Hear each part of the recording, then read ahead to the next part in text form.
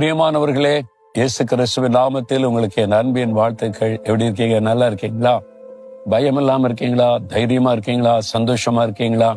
ஏதோ ஒரு பிரச்சனை பயம் வருத்தது இல்ல, ஏதோ ஒரு சூழ்நிலை ஒரு கலக்கத்தை உண்டாக்குது இல்ல. எதுக்கு பயப்படணும்? இயேசு இருக்கிறார்ல உங்களுக்கு.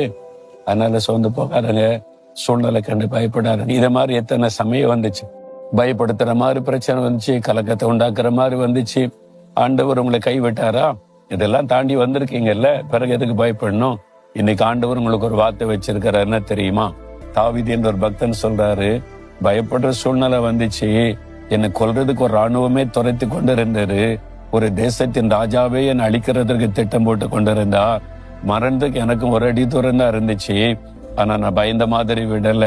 பயப்படுகிற சூழ்நிலை வந்தாலும் கர்த்தரை நான் தேடினதுனால அவர் எல்லாத்துக்கும் என்னை விடுதலையாக்கி காத்து கொண்டார் என்று சொல்லுகிறார். தேடினார்னா கர்த்தரை நோக்கி